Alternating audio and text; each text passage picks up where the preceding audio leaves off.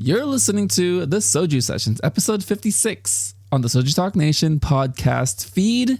I'm your host, Crispy, also known as Crispy Wonton or simply just Anton. And on today's episode, Reach returns to the show for Queendom 2 episode 6.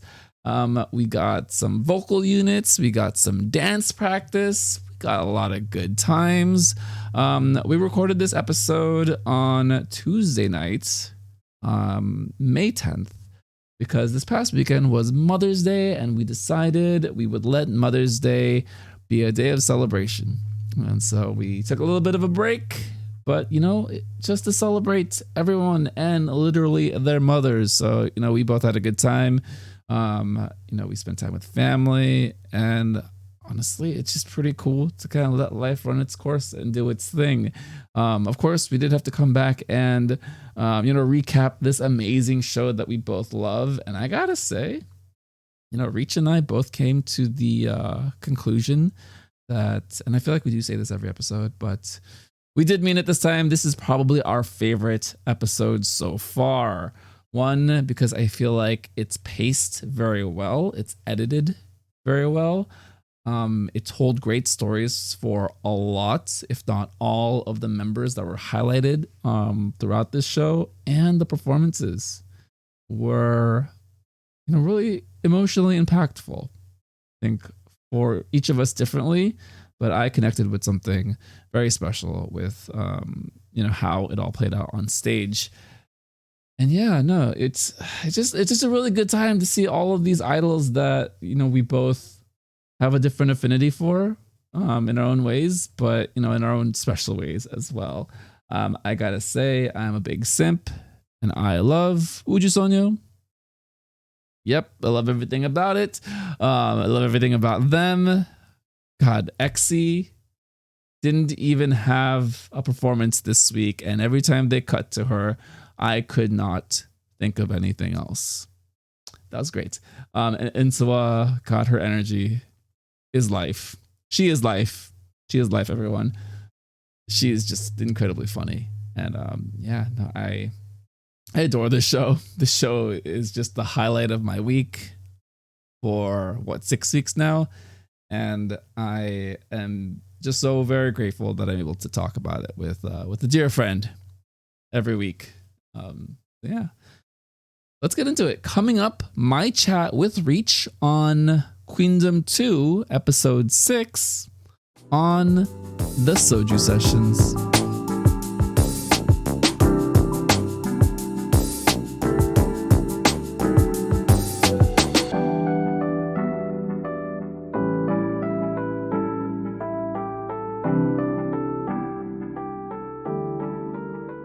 Welcoming to our Queendom 2 episode 6 discussion, returning to the show and continuing on this amazing season of a competition show with all these wonderful, wonderful female musicians, K-pop artists, idols, the one and only Reach. Welcome back to the show, sir. Good to be back. Beautiful Tuesday. It is a Tuesday today. Man, yes. Mother's Day happened this past weekend. So, we decided we're going to let life kind of take over. And Sunday is the day that we typically record, but, we just had plans. And, I'm happy for it. I got to celebrate. I got to eat delicious food. I got prime rib. It's kind of fire. Yeah, no. What did you eat for Mother's Day? Oh, we had Indonesian food because I'm Indonesian. Yeah, so they all the mothers get together and cook their own specialty. Oh, you had a whole shebang, like a big party. Okay, I see you. No, that's fire too. You know what else is fire? Queendom 2 episode 6. Yes. Geez, there's so much that happened in this episode. I will say, just off the top, it is over 2 hours. The pacing and editing for this episode was excellent. It did not feel like 2 hours. I thought I wanted more, but at the same time, it was just enough. It starts off with a lot of fun stuff. So we get some baby picture games with Yesa, Anha, and Dayan. All of them just collapsing in embarrassment. Were you able to guess before they kind of revealed like which baby picture was which member? I guess the couple. Uh, I couldn't remember it. Bear with me. The last time I watched the show was like last Saturday, and I couldn't remember the face recognition part with the child face matching until you mentioned it right now. So it's coming back to me, coming back. I think they did Yeso, did they? Yep. Yeah, I remember that one. I don't remember the rest. It was Anha and Dayan. So Anha's interesting. I mean, it does look like her, but the way she responded to it, it's like, yeah, that's me. That's still me. Just very glossed over, hilarious, adorable Anha. My God. And then Dayan, she collapsed. She just in sheer embarrassment. So we didn't really get a chance to guess, but she just immediately reacted, and they cut to it right away. God, she's so funny. She's so like unintentionally funny. God. Okay, yeah, I just saw some pictures right now. I just searched it. I also guessed Dayan, but I did not guess Una. That doesn't look like her to me. It doesn't look like her. She looks like someone else. Yeah, that one definitely was a bit of a surprise.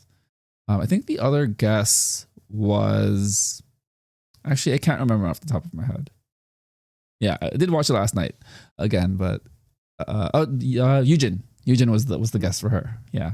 Yes, you're right. I thought like okay, Eugene makes sense, but wow. Yeah, surprised it wasn't. Then they went into some voting, just to hand out some honorifics for their little retreat. So the visual queens, in third place was Shen Xiaoting. Shout out to Unsuwa and Kim Lip sitting next to each other, and Pyongyang for all my Chinese friends out there. 很漂亮. Oh my god, Unsuwa is so funny. My God, I freaking love her. God. And then we had Heejin at number 2. Yes, very attractive, can confirm. And Sola, her panic was incredible. It was so funny. How did you respond to that segment? Sora is even before this show is very famous. Like offline, there's like she's always like number 1 as like visual. And everyone knows about this, so I am not surprised. But the interesting is that the idols vote for them, right? So hey, the fans and the idols agree. I mean, I have no complaints. Right. But she herself was in sheer panic the entire time. I think so much so that they didn't have footage to cut around it. So they essentially just like how should I phrase this? There was no surprise element because there was no footage of her just like sitting. The pure reaction. Yeah, it was just her like, oh my God, please don't. And then and then she went on stage and she accepted her award. Good for her. She already know. Right? It just she knows. Kind of shout outs to Dayoung. She is the anime character. Even if there's no story about her, anytime they cut to her reaction, it's just like my heart melts a little bit. It's so funny. Dayoung. Dayoung? Yeah. Well, if you're a Ujung, you already know what's up. She is the most extroverted human being on the show. And that's the show with Unsoul in it. That's crazy. Yeah. Oh, man. And then Exy, who doesn't say very much, but her facial reaction is just like, for some reason, everything to me. I love her so much. I'm so sorry. I'm a big simp. Yeah, that's God. This is there is music on this show. We'll get there. I promise. And then the last award was the recruitment award. So all of the competitors, members, girls on the show voted for who would they like to work with, right? So tied for second was Chaehyun and Hika-chan. God, what did you think about this vote and kind of their reaction to it? I support it. Hopefully. You haven't mentioned number 1, so I'm not gonna break that yet. But Hikaru in your team is already like an advantage. And Chaehyun, like vocal and dance right there already covered. So I would want them on my team. Great tie. I can't get enough of Hikaru's reactions. She is also an anime character, but kind of a different one. The one where it's like she's a little edgy, but then when something surprises her, it really surprises her, and like her eyes pop out of her brain, her face, and it's just like, oh, you are very funny too. Yeah. But Japanese gene. The Japanese gene, yes, the one that Dayoung apparently has as well. But yeah, let's jump into the number one person. So unsurprising, it was Hyorin that won the collaboration recruitment. What are your thoughts on everyone apparently wanting her on their team? Well, she won number one and everything so far. Of course. She's the whole package. She can dance, she can sing, she can lead. That's the most important thing too. And everyone else just looked like children besides her. I will say they did a nice job creating the narrative for her throughout this entire show. Everything from her being a senior to all the things that she's gone through, how that kind of informs her decisions and how she interacts with everyone, to the point where something like this, where it's the votes of the people on the show also responding very similarly to how we feel, in addition to the way that the show plays out and the editing and everything that goes behind the broadcast itself. So it's really cool to see how well that they're showcasing her as one of the focal story points in the entire show. There is also a segment very, very beginning. I think it's a concurrent with the guess the face part of the episode. I think they were also trying to find out who's the most Hunbei in entertainment. Remember that part? Yeah. Kind of surprised. Yeah, go ahead. Did you notice did the result surprise you? Not the result, but like the when they found out the facts. Yeah, who was in there? Who was in entertainment the longest? It did. Yeah. Who was it again? Who's the child superstar that started it all? Dayon. Jeez. From Kepler. Yeah, she's the longest. She's like a child to some really, I forget what the movie was or a drama, but it was like a pretty big movie back then. I'm like, whoa, I did not notice that. Yeah. And the second one is Eunha also. Now, I can't remember if it was from a movie or it was from some kind of commercial, but she was the second one, and I thought Yeso was the oldest one, the longest one in the entertainment because of that movie, right? The what's called, The Miracle in Cell Number 7, I think the movie is called. I don't know if you've seen that. And then Hyorin is the fourth. Surprise. Gosh, that's funny when you put it in that context, where you have three people who have been acting since they were 4 years old, 5 years old, let's say. Babies. And at that point, Hyorin still hadn't debuted. Oh, it's wild. And I think Eunha's story was kind of funny, where she kept saying like, "I'm not the antagonist. I'm just a character." It's like, no, you're the antagonist. You're 4 years old, but you're the antagonist in the story. Yeah, very cute, very cute. All right, so now we get into some of the evaluations, more of the musical aspect of the show. So we do get into the dance units. So the three units that have formed are Kepler and VVZ, renamed as Keviz or Kevizi, with per. Or go ahead. The wordplay in English too is, if you say it in like pure Korean, is kabiji, which means like cabbage. Cabbage. Gosh.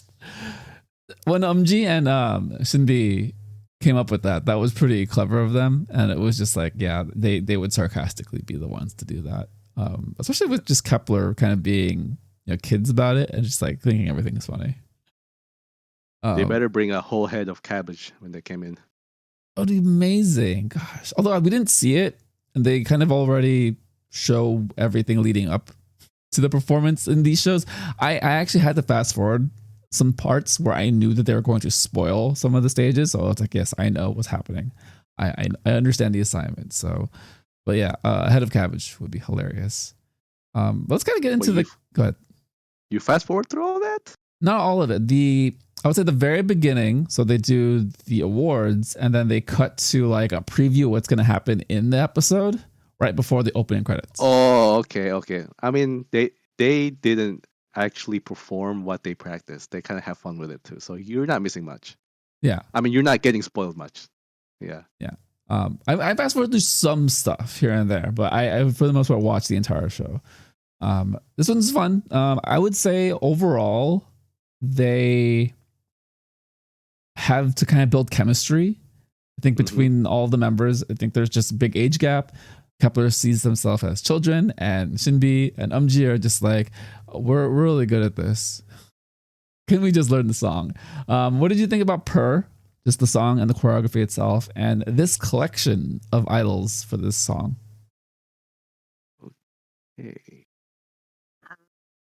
It's by Holly Bang, and I think what's the leader's name? Holly Bang. Hertz. Yeah, Hertz came in, but the leader, I'm trying to remember what the leader's name is. Oh, she was on the video. Yeah. Shoot, yeah, I forgot her name. I know all their names. It's just not in my head right now. Tuesday. Hello. Well, Shinbi fits perfectly here because that's like it feels like that's her style. It feels like she's been doing it for a long time, and she just has to just take it to the next level. Kepler, well, Hikaru, she can do anything. I think she can do anything. Dion and shouting, right? Yeah, Dion shouting. Oh my, I can't believe I don't have that in my notes, but we'll see from them because I can't see them doing this type of genre yet because I think I see shouting as something more like elegant, so something more like Per is more to desire, I guess. And Dion, because she's just an all around, she's always like kind of like not super good in one area. She's always like really just good, like kind of like she's like overall. If you get what I'm saying. Yeah, because yeah. it's yeah. So for a dance, she has to go like all in on the dance. So we'll see how she performs. Yeah, I'd say right now it's all about building chemistry for them. Hikaru stands out that the fact that she can do everything and anything. Her and Shinbi definitely have a variety of genres that they could have gone into as far as choreography choices. Diane, I'm a little bit more confident in her just because we have seen her lead things, and my impression of her is that she always has this computer brain of understanding how to perform, kind of piecing things together. So, I'm sure she'll figure it out. Shouting and Umji are kind of the question marks, right? Where they're good performers, but how will they fit for this song, and how will they come together collaborating with another group who they essentially just met and they don't have a past relationship with. If it was Uju Sonyo and BVZ, I think it would have been a really fun stage. But I think because it's two groups that don't really know each other, and they kind of showed the awkwardness at the very beginning, where it's like they didn't really know how to talk to each other. That is something that they'll have to work towards throughout the entire practice and preparation, right? I mean the song is fire, though. Yeah, and I so think sorry. they chose. Oh, I'm sorry. No, I hit my mic. Go ahead. Oh, okay. And I think when they start choosing the song, I think they were thinking, should we pair up with Uju Sonyo or should we pair up with the song that we want? And I think it's best to go with the song that you want, unlike my favorite group. But go ahead. Yeah, no. I think it's a good choice. I'm just excited to see how Hikaru and Shinbi in a lot of ways might have to carry it as far as being memorable, because I think that's what's going to at least determine how well they do, right? Is how memorable can you make this song, this stage. Speaking of memorable, these children are twerking in the evaluations. Oh boy. Man, come on. That was 100% just play.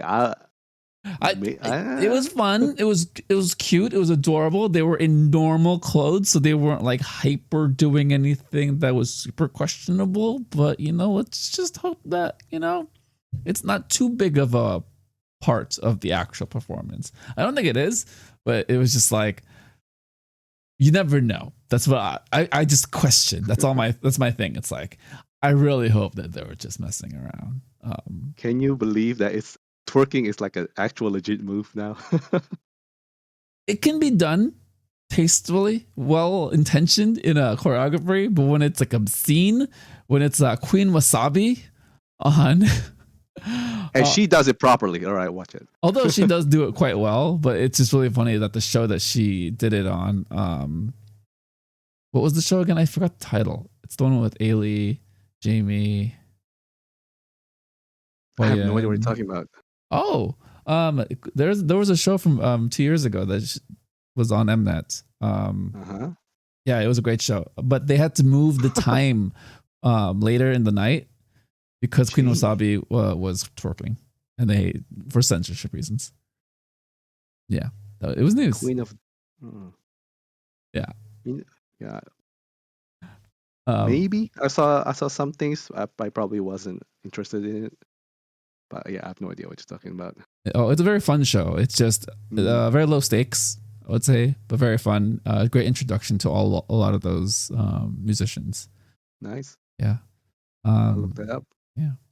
All right. The next group we got for the dance unit evaluations was Ujusonyo and Hyorin, renaming their group as Exit, EXIT, I think, doing Kaboom. My first reaction impression is I love their chemistry. My God, they're like sisters. It's just gorgeous. It's beautiful. It warms my heart. It makes me happy. Reach, how do you feel about how do you feel and how would you feel if you found out that these three were sisters?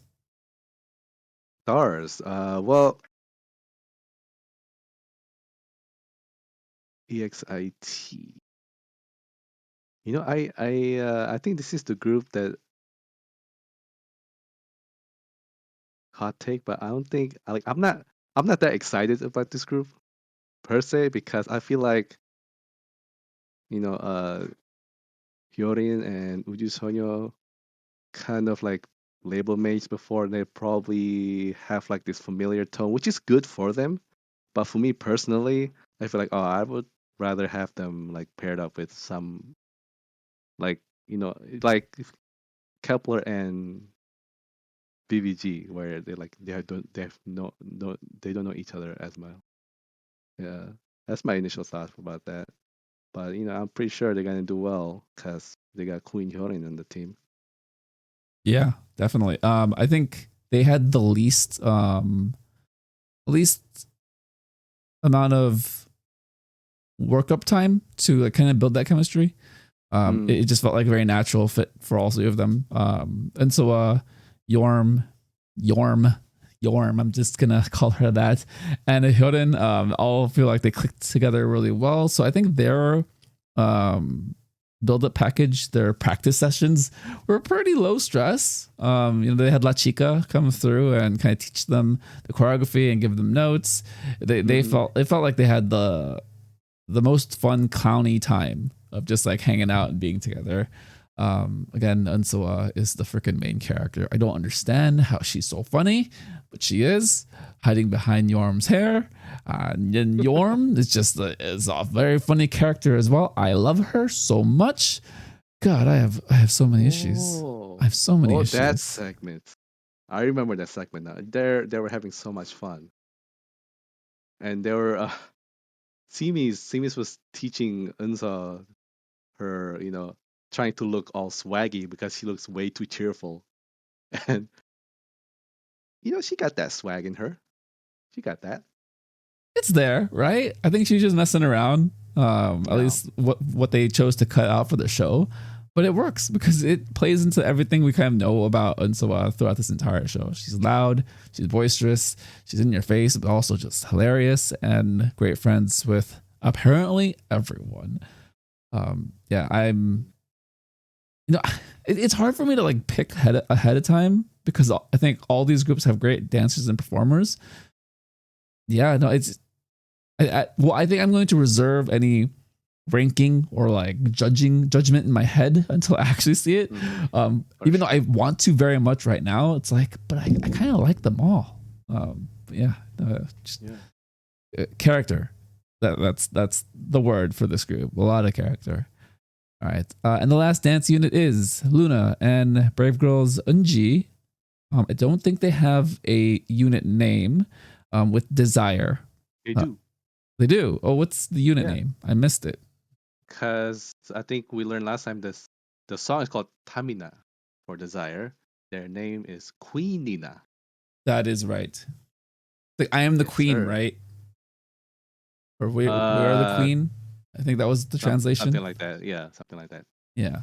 Yeah, I want to be the queen. Something like that. Desire. I want to be the queen. Yeah. The members from Luna are Olivia Hay, Eve, Heejin, and Chiori. Cherry. So I have an aunt named Chori. Whenever I see it, I just call her Chori. It's like Cho and then Eri. So, but say it fast. Chori. No, this is my auntie Chori. Auntie Chori. Real name. And we had Proudmon's Monica as the dance master, and this was the most high stress, tense group that they showed. A lot of stretching, a lot of out of their comfort zone. What did you think about them doing a different genre in dance, Luna specifically, than what they're used to, and kind of the challenges that came with that? I like preface. I'm a biased orbit, so I like how it all started. There's like a story with this. Luna getting kicked out twice, right? So they literally got their last choice song. They do not want to do this song. And Eunji, she realized that she's not gonna get her first and second choice. So she goes to the song that, probably she found out from the room when they were discussing that not a lot of people want this song because it's like a modern and kind of like the free form style kind of dance, if you can say that. But in hindsight, we now find out that Eunji is actually majored in this type of dance, so that's like a huge advantage to the group. And Luna, oh boy, that whole practice scene just brings just the ooze to my heart, because especially Olivia, the wolf finally broke down, right? And I don't think any other teacher could kind of bring that out of her other than Monica, because did you watch the Street Woman Fighter? I did not. You did not. All right. So if you look at all the crews there, let me break it down a little bit for you. Like most of the crews that came to that show, it's like normal crews where when they have people that want to be in your crew sign up and kind of be, practice under them, right?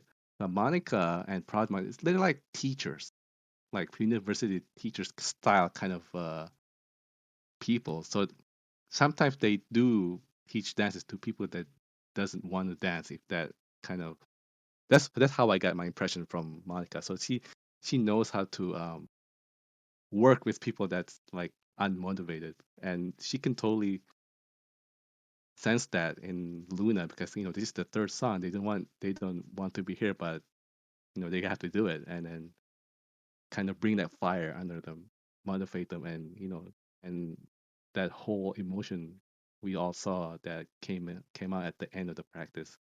And we can see how Monica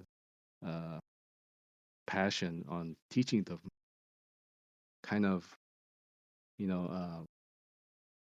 I guess show how much dance means for her and this choreo for the team.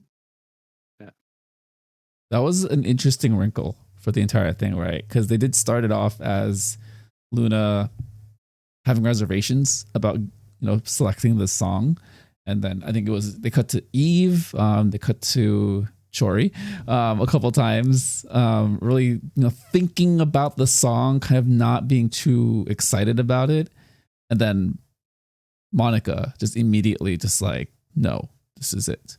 I'm going to be the dance instructor. I'm the dance master. We're going to learn this over and over and over. She was pretty hard on them, but also they're idols. So I think she was given free reign to kind of just like go ham, and she totally did. To the point where a lot of the members were crying at the end of that first practice session. And then Eunji just like, yeah, it's hard, but I do this in my sleep. So cool. But that was a special kind of tears, though. It's not like they're having a hard time kind of tear, but they were moved that Monica put this much effort, because this is not like a official training part, I think, of the show.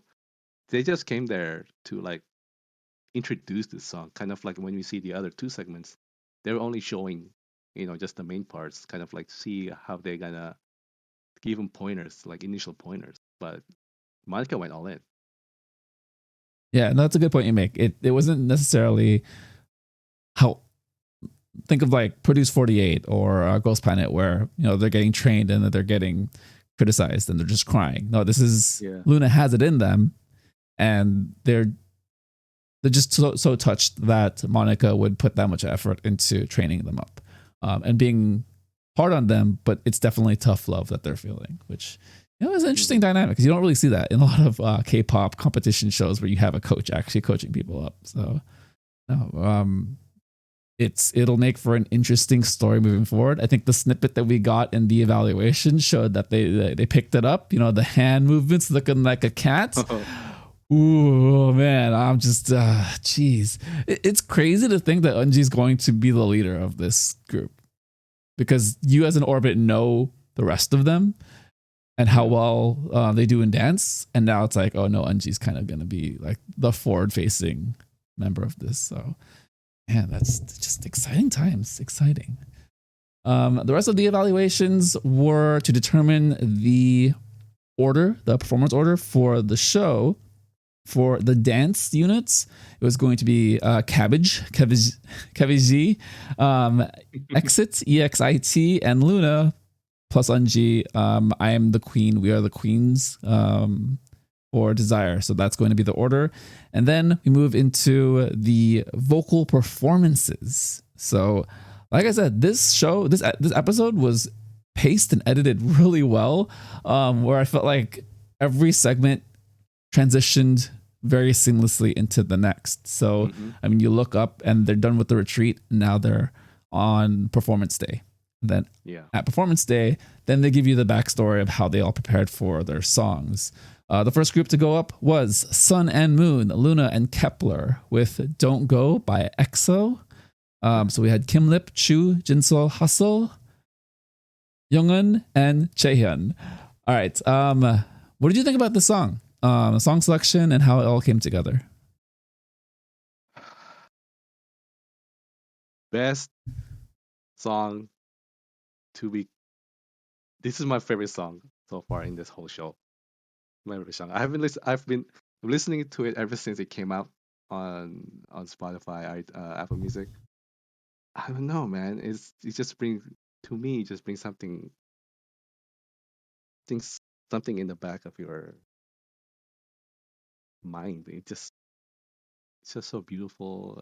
The message is really nice, and it's better than the original. Sorry, all the XOLs out there. It's better than the original. I don't know why you would listen to the original version. This is just way better. So song choice, perfect. 10 out of 10.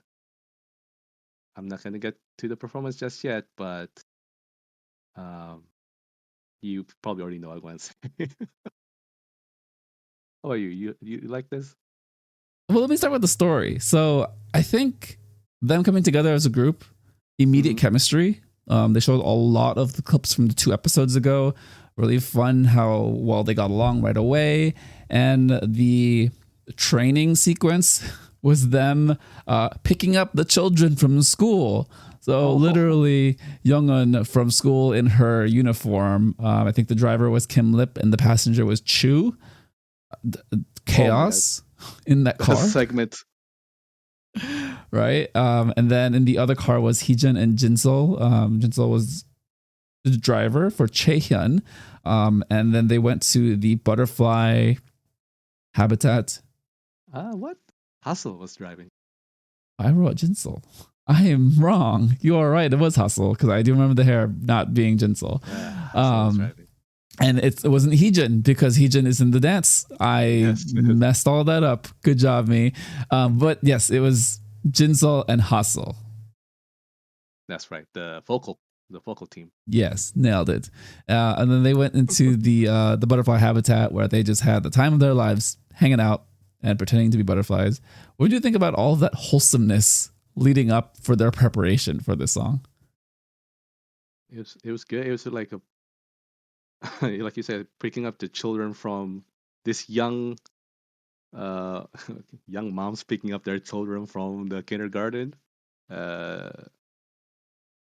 already, I think they, even before this, they already clicked with all that because they have their own group chat. We see they probably be just probably blowing up their phones every day at because this is between episodes. There's like a couple of days that we don't, none of us viewers can see, so they probably have plenty of times uh, building up the chemistry. The trip to the butterfly, um, what is it, zoo? Butterfly zoo? I don't know what it is. Perfect match with their song. It's called Nabi Sonyo, which means butterfly girl. And here we are, just understanding it more about butterflies. So many butterflies. So many butterflies. But going into the performance, I don't know this song, the original song. I probably know this song if I, really dug back and listened to all the EXO songs. We all know this. I don't listen to boy groups. I'm sorry. I apologize. I mean, I'm trying to get better. So I just didn't know the song ahead of time. So when a female rendition of the song was played by this collection of vocalists, I was like, this fits. This works, as well as the themes and kind of the outfit and the color matching. I think all of it was very clean and crisp as a performance. The memorable moment for me was Youngun's perfectly timed tear coming down her face. She deserves all the awards for that. Someone give her a United States Oscar or a Grammy, something. I don't understand. I don't know what they would do, but what? Explain. How did that happen? So that's gonna live in like the K-pop history of memes, or not memes, like GIF. You know what I'm saying? I mean, I told you with this song gives you all sorts of emotion, and you can tell by their reaction backstage. Kepler, yeah, they hit the spot, and they hit my spot because I love the song. And for your information, this original song is from, I think, Ururong EXO, which is the Growl album. I believe it's from that. So it's pretty far back. That is good to know. I don't feel that bad. Although I do know Growl. I know certain title tracks. I know well-known songs. Let's put it that way. Some of the other vocal performances that stood out, I think Kim Lip was excellent. Chaehyun, I feel like her tone is so versatile. She can kind of do almost any genre, any tone, any style of ballad, and even the way that this song kind of flips into a much more. I don't know the original, but I would imagine this feels lighter than the original. A lot of that being because it's women, and the actual visual color scheme that they use. And then Chu's just got great expressions, right? Where it's like, so in my head, I'm always thinking that she's super extra, but for the most part, she's kind of reined in here. But there is some levity in the way that she sings it and kind of looks across and sees Youngun and locks eyes as they sing certain parts. So I think all of that kind of makes the performance pretty special to me. Yeah. Yeah. Chu is Luna's main vocal, so she has really great control. She can talk in a higher pitch, as cute as she wants, but she can control her vocals. So that's really good quality of her. And Kim Lip, need I say more? Hasa also opera queen. Um, Chaehyun, like you said, she's have the clearest voice, the most crispiest voice. It's very nice to listen to, and she has like that. How do you describe it? The color of her voice, I guess. It's just very nice to listen to, especially with this song. And they remade it kind of more elegant, more like you're swimming in a garden full of butterflies in the middle of the night with a full moon. And You're of course, Jin Sol. you are painting a beautiful picture. But yes, Jinsol. Tell me about Jinsol. As the orbit. Kind of describe her vocal style and if she was pretty on brand or if this was a little bit different from what you typically know of her. Well, she mostly sings kind of like the verses, and I think also I don't know what the exact parts, but I'm pretty sure she sings most of the verses, and she also does like high notes in the back, like kind of like the second voice. That's what she usually does. I gotta, I've listened to these songs a lot, but I don't know who sings where. So, I have to go back and look at that. But I'm not gonna be surprised if she has that like kind of ad lib in the back, have like harmonizing in the back when have maybe Chaehyun and Hustle doing the main line. You said something interesting that I do want to focus in on as far as my personal experience. So Okay. this is not my favorite of the performances. Mm. Apologies if that hurts your soul. And the reason was kind of like you mentioned. I feel like this is not necessarily a criticism because I do think they all performed it incredibly well, incredibly clean. But there wasn't too much a differentiation of the types of voices between them. Aside from the ones that I could pick out, so Chaehyun is the one that for me is very recognizable. Chu definitely, but even Chu is a little bit more restrained than she typically would be. All the other voices blended very well. They mentioned it on the show, the reactions. It's like, oh, that they fit together. But I think they fit together to a point where not one member gave me a super memorable moment. If that makes sense, right? I think the entire performance was very good, but nothing was just like, oh my God, like this was a showstopper. It was just like, man, that was a really great opening stage to a great set of performances coming up, right? So I think that's where, for me, it doesn't land as my favorite. Interesting. Right. But again, I thought that. Yeah. Go ahead. Finish your thoughts. But again, I think it was performed so well. I was just like, wow, these are all really good singers. They sing good. Wow, it's totally different, you and I, because I thought they killed it on this first one.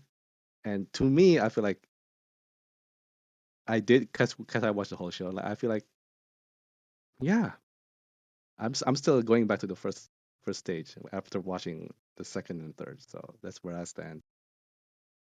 Yeah, man. No, it's and what you said was very illuminating for me to kind of pinpoint those things. I will go back and watch it. I have a hard time picking my favorite from the three. I do have a favorite, but I will say those are it's very small margins of differences between the three stages, right? Speaking of my favorite, we're gonna get right into it. Stage number 2, Milky Way, who embraced the universe. God. Universe in Unha is the translation on several websites that summarize the show. They performed Hold My Hand by IU. I have a question. This was Beckgeddon last week, correct? Yes. Do we know why? They changed it. I guess they just changed it. I don't know why. Okay, good. Because I thought I missed it. I rewound it. It's like, did I watch the show too fast? Did I just not pay attention? Was Unha too distracting? Is she just adorable? Yeah. I think remember we have like that. I remember I mentioned we have like this 1 week of we don't know what happens. It probably happened. Something happened with them, and they decided to change. Yeah, there was no lead up. They've just 1 second they're on Starship's roof and talking and having a picnic, and said, "Oh, let's do IU." Okay, I won't complain. The storyline is the three of them kind of working out the song, kind of figuring out the different tones for the different parts. Unha, she was struggling the first 2 episodes of, finding herself. She found it. She found herself. She really nailed her parts right away in the practice sessions, and she knew exactly what she wanted to do as far as her vocal tone. Great progression story. Youngjun, she is telling herself she needs to calm the F down because she's in a musical right now. So right now she's belting everything. And she goes, I'm too dramatic. It's like, yes, you are, but you're hilarious. And she does rain it down, but man, that was just funny because it's one of those where it's like, I think I need to bring it down a notch. But then Subin is the one that we follow as far as the challenge, the struggle, right? Where she's just not hitting the notes the way she wants to. She's off pitch, off key, here and there. But it all comes together in this very beautiful, flowery, spring, windy, swingy stage. How did you feel about IU being represented here with Hold My Hand by Milky Way, who embraced the universe? Milky Way, who embraced the universe. First of all, I want to shout out Subin because I think most people kind of like, she's the member, the second vocal that's always get covered, if you know what I'm saying. Like in the very beginning when Uju Sonya came in, that one was the go-to vocal, right? And Subin also, if you look at the list, she's also like managed as the second main vocal of the group. But up to this point, she hasn't really get to shine as a singer in Uju Sonya or any stage because she always have that one other main vocalist that's always get the one up like Yeonjung. Like she's just so powerful and she's just too good and she can grab the attention of the audience just with one breath. I guess you can say that. And Subin always get covered, and I'm glad that this stage, I think the main character of this stage is Subin because she performed this song. I use one of IU's best songs very very well, and I want to clap her for that. I echo everything you said about Subin. I loved her dress. It's, I forgot how to describe it. It has the train in the back, so from the back it looks like a long, like full gown, but it's actually just a skirt in the front. Absolutely gorgeous. The pink flowiness of everything. Like you said, she does carry a lot of the song, and it's interesting because you have Yeonjun, who is the power vocal, and then you have Unha, who is the clear character vocal in the song. I think she captures actually IU's airiness the best out of the three, and I think it's solely based on her stylistic vocals to begin with, right? I think like she just fits that register the best.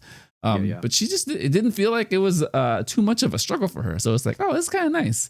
But the fact that we kind of knew Subin's story and the fact that it felt like she had the most parts of the song. Yeah. Maybe I need to go back and listen to it. But it felt like she just had so much of the song that it made it that much more impactful. And also because it's an IU song and I love this song, and it's just all the emotions of what IU has done to me over the years. She's gorgeous, beautiful. I love her. Oh, yes. And also this trio is amazing. Hi. Yeah, I would say Subin's vocals, incredibly controlled, incredibly clear, which balancing between the power vocals and the airiness of the other two members of this trio can be quite difficult. Yeah. And I think they pull it off really well to kind of give each other a nice harmony and play between the song, between each person. Stage wise, I love the way they utilize the stage. I think they had the most stagecraft between the three performances. Oh my God, yes. Right? They started with the swing, and then they started with, and then they went to Unha, kind of in a garden, and then Subin in the crowd. Bro, what did you think? How did you feel? I just if I was that guy right there in the corner, I would I would die. I don't know how So those people kept it together. reminds me of like award show performance, right? Yeah, it's kind of give me that vibe, but much more beautiful, much more elegant. Absolutely. And then I loved the camera work. So they had the three microphones positioned outwards toward the crowd so that they were all back to back when they were singing. And then they did the circle Mm, rotation throughout a good portion of the yes. song. I would say like a whole third of the song. And then they zoomed out, kind of giving kind of the scope of all of the members in the performance hall. It was just so. This is for me why this is my favorite. Right, I feel like there was a great amount of theatrics. It's an IU song, and the vocal clarity for me is my favorite, just from what Subin did, right? And yeah, man, just all the feels. I'm just a big simp. I'm so sorry. Man. Yeah. And also I just wanna say, as well as they did, I come back to the first stage after this all the time. So, it's good, but I think the first stage is better in my opinion. Oh, the thing is, Uji Sonyo has been so consistent this entire time. They haven't won first yet because Hyorin is just final boss. Okay, that's fine. Um, it, but I think they're very capable, right, of winning this entire Yeah. thing if Yeah. if they got some momentum, right.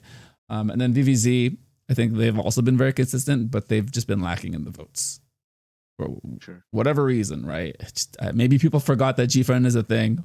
Maybe I should just start calling them G Friend again because that's all I can think about. But I absolutely love this trio. All right. Go. All right. All right. Let's move on to the last vocal unit. 33, Hyorin and Brave Girls Minyoung performed To My Youth by Bobagon 4, Bull 4, when it was two of them. Um, the story here is that Minyoung is feeling the effects of COVID. So she still has long COVID, coughing, kind of working through a lot of physical challenges as well as emotional challenges, right? She feels like she has the weight of the entire group, of Brave Girls' history, of being their leader, kind of helping them through this resurgence. But then also, what does that mean for them to sustain and kind of still be in K-pop, right? Yeah. And then Hyorin on the other side, where she has done literally everything in K-pop, leading Sistar, going solo, all the challenges of the different types of performances throughout her career, and now kind of imparting that wisdom and comfort to Minyoung. And this is one of the more heartwarming stories throughout the entire show, and it plays out incredibly emotionally in the performance. First of all, what did you think about the song choice, and how did you feel like it all came together?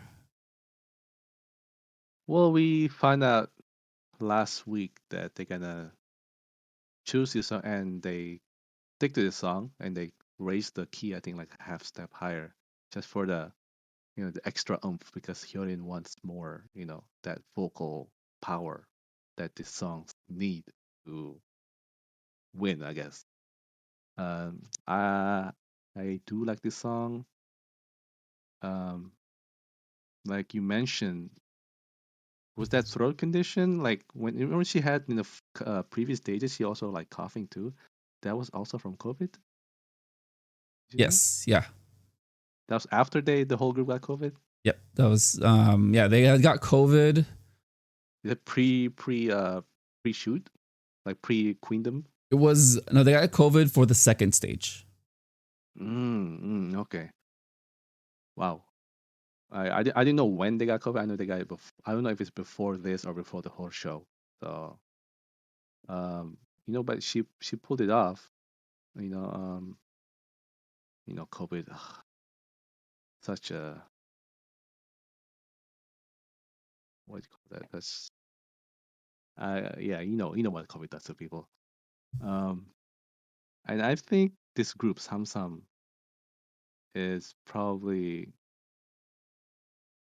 the two people that can relate to each other like the most, right? They're same age. They're both leaders.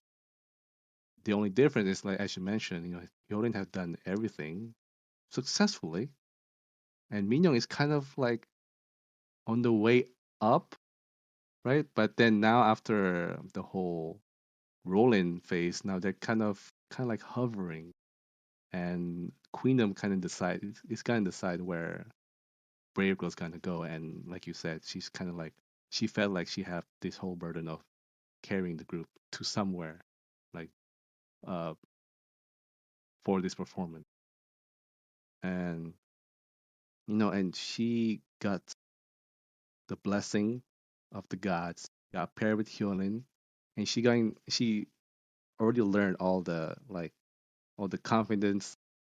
She told them like she already learned like why give up now even before trying, and and we see her kind of like grow, from this closed kind of like uh reserve, not reserve, I guess like un what's the opposite of confidence?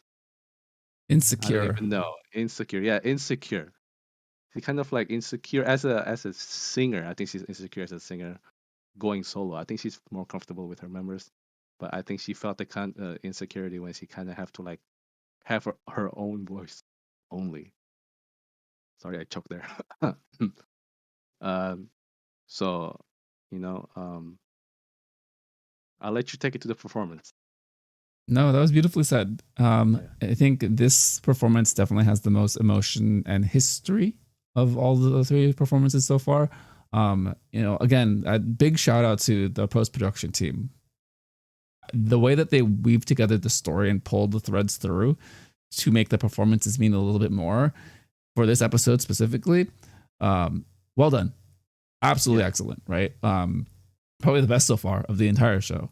So I think with all of that, and it goes back to kind of the main storyline that they wanted to weave for Hyorin, right? As she is this historically well-known idol, she's seen everything over a decade. What does that mean for touching different eras of K-pop, different generations of people? And with this relationship, with this friendship, they really locked in. They really captured the emotion of the song. It to me, it still felt familiar enough because of the very signature Bobagon melodies and tempos, right? Where it's just so recognizable that the way that they have done music in the past, where it has a little bit of a playfulness, even on more somber songs. But then you put in the power vocals of Hyorin and Minyoung, and the character shifts, right? So, I mean, the song is already kind of sad and somber, but now you go into what does that mean when you're in your mid 20s going into your 30s, and that you're reflecting about your youth, the things that you've done in the past, the things you wish you could have done, regrets, hopefully trying to leave those regrets behind. And then now a parallel to what that means for these two people on stage, right? I think vocally, they pulled so much emotion out of this song where it really did feel like they were talking to each other while performing. And I think, not to say that the other performances weren't sincere, but this was the most sincere as far as the interplay between the two people on stage that I felt throughout the entire episode. So much so, like at the very end, when they do the last line of the song, they're looking into each other. That was genuine, like tears and just like shivering of just like nervousness, and like you can see them quivering, right? It's just like, what the fuck? I'm feeling things too. Oh, it was beautiful. What were your favorite moments of the performance, and how did you kind of piece it together as it was happening? Shout out to Bolsa for making this song, because this song has really meaningful lyrics, looking back to your youth and see what kind of evaluating you are now looking back. And it fits perfectly for these two because they're going through that road, I guess. They're going through the experience right now, and well described with the song. And very emotional. You can kind of hear, and also Hyorin mentioned that, she got choked up a little bit. They both get choked up a little bit. And I was I was holding my breath because I was afraid that Minyoung's gonna, I don't know, with her condition and her confidence, I was holding my breath, and bless her heart, she did well. I think everyone in that stage cried, even with them. Uh, oh man,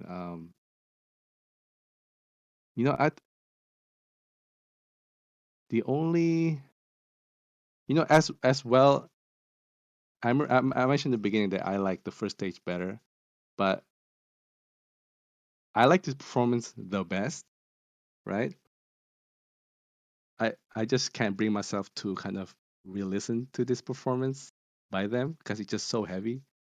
Uh, yeah, I mean that's it's kind of weird drawback for me, but that's my take. I feel very similarly, where I think this was a powerful performance. I think they captured all of the feelings and emotions that they intended, Hmm. but I'm in the mood to feel happy and playful in springtime. So my brain is like, yeah, give me some hold my hand, please, because I'm lonely and sad. And, Anha, you're cute. And Subin, you're great. So that's where my brain is. But I really can't deny just how brilliant and amazing these two Yeah, yeah, perform the song, right? Again, Bobaigon 4, all of their music is just so recognizable. Just the way it's composed, performed, um, lyric choices. I think the way the writing has just yes, evolved over the years. yes. Even this song, 2017, I believe. How old were they? I want to say like they were I teenagers don't at the know. time, right? I don't know. So to me, it's like they uh, one, they have musical brilliance, just the two of them, and then to be able to expand it into other ages, generations of people, and then for Hyorin and Minyoung to connect with the song that way, Mm. kind of speaks generationally for a song like this. So I think it's an excellent song choice. I had reservations, I will just say, because for me, Bobagan 4 is a little bit coffee shop airy, where it's like it's pleasant, even if the lyrics are heavy. It's still like not too heavy. But then the way they did this is like, oh my god, I'm just feeling all the things. Yeah, just the style of singing. Yeah. But again, amazing performance overall. Really hard to choose the best stage. I think best, like subjectively the best, is super hard. Um, and you really just have to go with what emotional state you want to be in Hmm. is your favorite, right? And I think the way you described your favorite for the it's not Kevish. It is Sun and Moon with Yeah, what time? Don't Go by EXO. I think the way you described that was brilliant. And again, I'm a big simp, so hi, hold my hand, please, someone. All right. Hey, We move on into, so again, this episode is cut so well. By the time you get to that last performance, the show is over, but it makes yeah, sense, right? It's like you want more, but you understand. It's like, okay, the next episode will give us the last three stages plus a little bit more. Where it's like I got enough. I wanted more, but it made so much sense. yeah. We get the previews. No one was crying. I don't think anyone was crying. Right? We Two good? did. Did some did in this episode. Oh, yes. From reactions from the performances, great, amazing. Oh, for next week. Yeah, Yeah, yeah, for yeah, next week, at yeah, yeah. the previews, yeah. No one They was didn't tease crying. that. Thank God. So no one failed miserably on stage apparently. And then they went into like the very tail end of the show where it's like post credits, and Yes. it's just Kepler like reacting to everything as the children that they are, which is adorable. Yeah, Man, yeah. Kepler's pretty funny on this show. So I give him props. One quick note that I forgot that I'll just hit on real quick. Uju Sonyo greeting Subin, Yeonjun, and Anha as they come back from the stage, singing the IU song with the door wide open, being super obnoxious. God, They're so extra. I love that energy. I want to be in that room. Please help me. Imagine if you're in the recording of that show. I'll be tired by now, and we have to stay for like three more dance performances. I know. with that being Okay. the last like vocal performance, it's like a dip in energy. Yeah. But hopefully the way they structured it during the live recording, that the dance sequences are last to pick up the energy to end the show on. So, Yeah, for sure, for sure. but yeah, no, just overall such a well-rounded episode. I'm totally okay with the way it ended, because usually that's like the sticking point for a lot of episodes. Like, why did you cut it off there? Like, no, you told the full story. It was brilliant. Any closing thoughts for Yeah. you about how this episode played out? Like you said, this is probably the best episode so far for Queendom 2. I don't know, they fired the old director for some reason, maybe. The new PD knows how to this one. Uh, each story is like supported by the performance, and it ended, I guess you say, where it should. And the teaser is also nice, right? No problem with the teasers, No, I watched the right? teasers. Right, Oh, nice. it's Okay. crazy. Yeah. We How do did. you think about the teaser? I didn't. I guess sorry. No, you're fine. I watched the teasers, but I didn't pay full attention. I just It, didn't want like too much of it. But I saw the outfits. I heard some of the music. I saw some of the mhm. movements. This is gonna be fire. Yeah. I think the teaser is when they get the envelope of the results. Oh, yes, that one too. Yeah. Is that's not the teaser? I'm sorry. That's probably like the ending before. No, that is the teaser. I'm confused now. It's part of this episode. Yeah, yeah. But if you skipped over it, it wouldn't be a necessary part to watch, because they just blurred it out anyways, and I think they'll probably Yeah. retread those scenes anyways with the actual reveals for Because the placements. because they showing some reaction. I'm like, predictable reactions, but I don't know. I think it's a very misleading teaser because from what I see, it feels like Kyonin's gonna win again from what was teased. But I feel like they don't show that to kind of be blatant about who's gonna win. You know what I'm saying? Yeah, I think if they didn't show the Brave Girls room reaction, it would be more of a mystery. Yeah. But it's pretty clear that they're pretty happy with the results. I mean, it's either 1, 2, or 3. Right? Yeah. Man, I can't wait. Gosh, and guess what? It's Tuesday, so we've only got 3 days left. So we're feeling good. No, this was a great episode. Loving this season. Loving everything that's happening. Yeah. No, okay. My one problem. This is nothing to do with the actual show. Mm-hmm. The songs. Only one of them is available on Spotify. Yes, and the best one. Fair. But I did search it up, and I was like, why did they not get the licensing rights? And I think that's the case. But yeah, they didn't, because I don't think they get both sides to sign off on it, and IU. I guess. Yeah, that's a very expensive check they have to Like write. EXO's like, yeah, go ahead. It feels like go ahead. SM and Mnet do have a lot of business partnerships. I mean, Taeyeon is the host of the show and everything. Oh, that's true. She also, my God, she is attractive. I think we overlooked that part of the goddess. It's so ridiculous.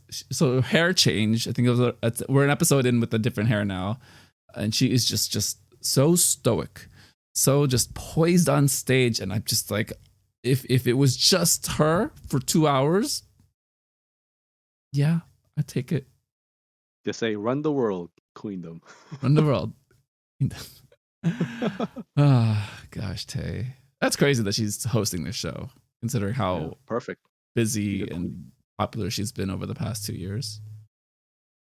Yeah. I feel like she's kind of like in that point where she can kind of relax even when she's working. I feel like she's have everything figured out. She's not, even when she's working, she's not gonna exhaust herself. You know what I'm saying? True. Yeah, and she's really hosting the show, so she doesn't have to do as much Yeah. as the competitors on the show. Yeah. So For sure. yeah. Did you get debated when you saw the poster for Girls' Generation and found out it was Hyo? Just Hyo? Yes. Dude, I was like, oh, let's go. I And got then Hyo. debated. I was kind of annoyed. I mean, I was disappointed for the wrong reason because they debated us. But hey, I'm glad Hyo comes back. We all gonna have what we deserve. You know what I deserve? Deserve. That's crazy that song is still stuck in my head after like 2 years, even though that song wasn't super popular. That song was right before, like, was that during TikTok's big 2021 run, or like a little before? Don't know. I don't listen to that song. It just stuck in my head like you. Yeah. I'm not a fan of that song, but it's just so damn catchy. Yeah. Are they just gonna do that to us for the rest of like Girls' Generation history? Well, they got to come back. I mean, all that SM teaser with all the SM culture stuff, universe. They tease Girls' Generation.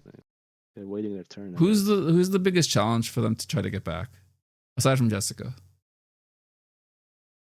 Jessica's technically like she's not part of like the I think the reunion photos that they do every year. I don't know. The busiest is Taeyeon. I guess Tiffany, because she's not in the group. She's not in the label anymore.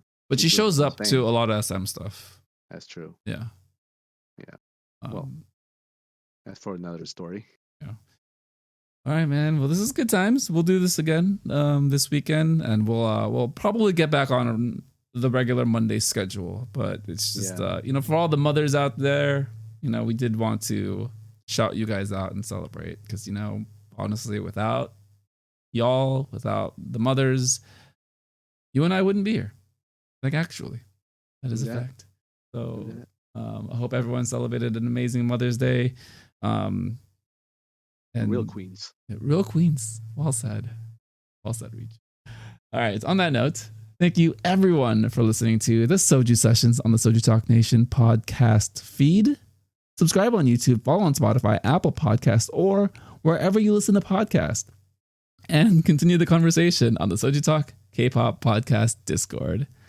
For Reach, I'm Crispy, and this has been the Soju Sessions.